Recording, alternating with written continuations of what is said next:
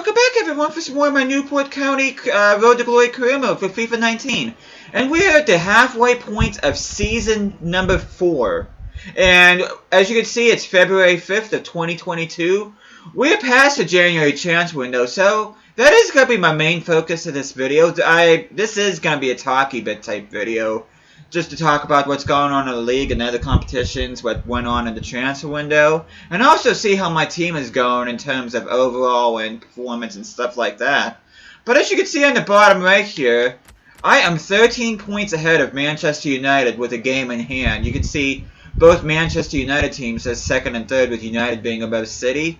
Chelsea's occupying 4th spot, Liverpool's in 5th, Arsenal's in 6th. And then let's see what's going on here. Newcastle is in 9th, Wolves in 10th. And the teams in trouble right now are Huddersfield, Stoke, and Blackburn. But just want to show you what's going on with some of the other competitions. Oh, excuse me. I swear I never need to burp unless I'm recording. I swear to God. But anyway, you can see there's an interesting match here between Manchester United and Arsenal in the Carabao Cup final. They were big rivals back in the day. I mean, they still are big rivals, but especially during the 90s when they were constantly in the top 2 of the Premier League. And just a bit of a recap exactly where we finished. And we ended up losing to Wolves 3-1 in round 3 of the Carabao Cup. But in terms of the FA Cup,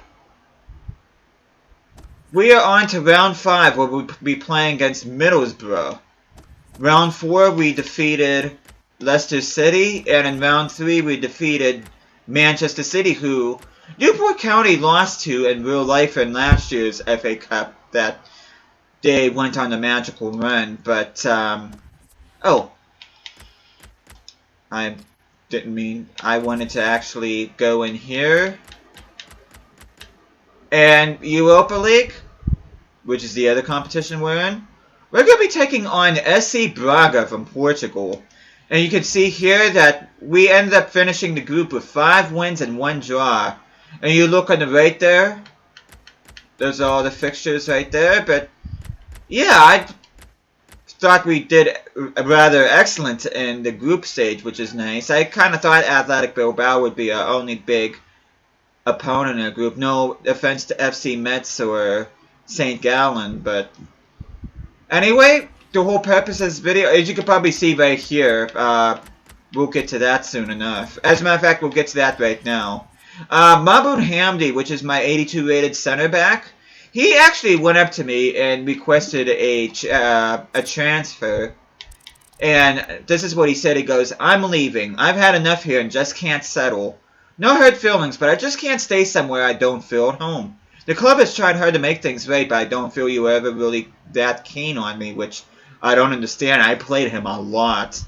"I need to be somewhere that I feel more part of things and where they play a style that I think suits my game a bit better than here. And I'm not sure how this works, but can I let you have a written transfer request later today? That's okay?" So he ended up putting, he didn't actually put in a transfer request. I actually put him on transfer request. And you can see the Newport County Board wanted me to sell him immediately. I actually did not get any offers for him, unfortunately, but at the very end, the board ended up selling him to Tottenham for $15.5 million, which I don't know how Tottenham's style of play fits his style. I think that's really strange, but anyway, I ended up getting $13 million on the board. And instead of actually getting players for this season, because I think I'm actually doing pretty good in terms of my starting 11, my initial plans was to get only one pre-contract signing, in which I'm sure you guys I already told you guys, was Nicholas Sola, which I ended up getting on the pre-contract signing.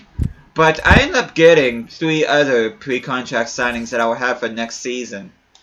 And you can see a bunch of players I'm signing on loan. Eliano Huntelaar, which I'll show you here pretty soon.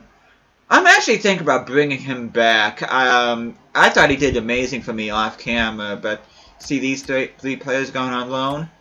Igor Vedekele, who was my player of the season in Season 2, I ended up selling him to QPR for $725. His overall was dropping like a rock. He was down to 66 overall, so I figured might as well get at least a little bit of cash in for him. But along with Niklas Schüller, I ended up getting Niklas Stark from Hertha Berlin. And he's going to be coming in next season on a pre-contract. My left back that wanted sold at the beginning of the season, Vashan Neufville, or Neufville, however you pronounce it, went to Leeds United for $1.3 million, which, again, brings in a little bit more money. And this is one that I'm really excited about, besides the Niklas Schüller signing. That is Mahmoud Dahoud from Borussia Dortmund. I'm going to be getting him on a pre-contract for next season. He's 83 rated, so he's definitely going to be helping out my center midfield. Along with Julian Weigl, as you can see, I end up getting him on a pre-contract from Villarreal of all teams. So he's going to be joining me next year. So I got 2 center midfielders and 2 center backs because I know I've said this already, but whenever I build teams for my career mode, I really want to focus on the spine of the team, which is the center, which is goalkeeping, center backs, center mids, and striker.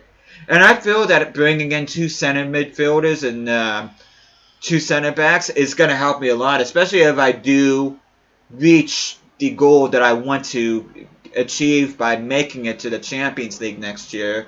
And I think that's really going to help me a lot, especially the Dahoud and Schüller signings. And, of course, Niklas Stark will probably be my backup center back behind Lascelles. And Weigl will probably be my backup CDM behind Wilmar Barrios. But yeah, you can see Lemos Schinkel's out on loan. Once again, Mahmoud Hamdi I ended up selling for 15.5. Nicholas Eliasson, which this is a bit of a controversial one. Oh, hey there, Simon. I ended up letting him go to Stoke City for $4 million, and he really was not growing. Last I saw, he was still at a 73 rating, and at this point in his career mode, yeah, he's been performing for me, but I just feel that it's just not good enough for my team, especially with me wanting to go forward and achieving Champions League football, so I decided to let him go. And you can see Timo Falco went to Doncaster on loan. And all these other ones I pretty much did at the beginning of the season, as you can see there, but there's a bit of transfer history right there. Let's see. Last but not least, I do want to check out the squad report here real quick. Gonzalez growing by 1, Aziz growing by 1, Lascelles grew by 2, so did Kukureya. Kuzyaev is now at an 80, he grew by 3, so he's definitely going to be complementing my midfield next season alongside Julian Weigl and Mahmoud Dahoud. But Barrios has grown by 2, Malambi's grown by 1. Sam Maximin's grown by 3, even though I have not given him any training whatsoever. Silva's grown by a couple. Mason Cooper is now at an 80, which is awesome. Let's see some of his stats here real quick. Most of them are turning green, which is awesome to see. Alexander Decker has grown by 6. The minute he turns to the 83 rating, he's going to be my new starting goalkeeper, and then Le Mans is going to be my backup. Gonzalez at a 66. Anez has grown by 1. Fofana's grown by 2. Kanate's grown by 1. Bournemouth has grown by 1. I actually did try selling Regan Poole. He's just, I don't know why he's not growing. He has a potential of in the high 80s, and he's already reached 23 years of age. So I'm not quite sure what's going on with him. And you see a lot of my other players here. Fofana, Jean-Michael Fofana's actually been doing pretty good for me so far. Ryan Haynes has grown by 1. Eliano Huntelaar, this is what I was talking about before. He's grown by 5. He's now at 64, but in 2 appearances total, he's already had 5 goals and 11 assists, and he has an average rating of 9.8, which is awesome to see. And a lot of my other players right here. And one thing I forgot to show you guys here real quick before I end this video. I ended up getting a bunch of interesting transfer offers in. And let's do unsuccessful ones. Alexander Decker, Southampton offered 29.5 for him, but there's no way I was going to sell him. Same with Fofana. Strasbourg ended up offering me $10 million. Regan Poole, I did actually accept an offer from, I think this was on the final hour, which, again, I hate when this game does that. I actually did entertain selling San Maximin. Because I noticed that Neymar was in the last year of his contract, but at the same time, though, I kind of want, because he's only 22, 23 years of age, and he's just going to keep on growing.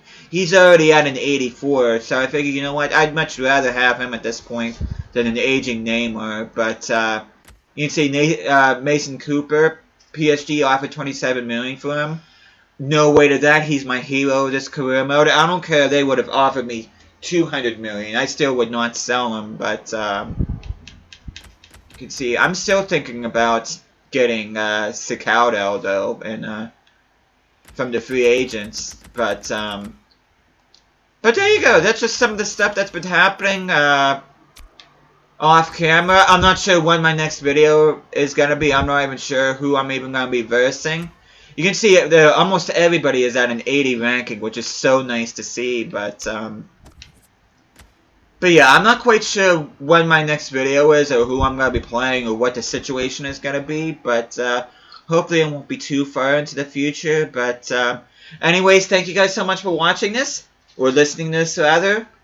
I hope you guys are enjoying the series. I know things are a little bit different now, because I do want to get this career mode going forward, but I still hope you guys are enjoying this series, and I'll be seeing you guys again next time.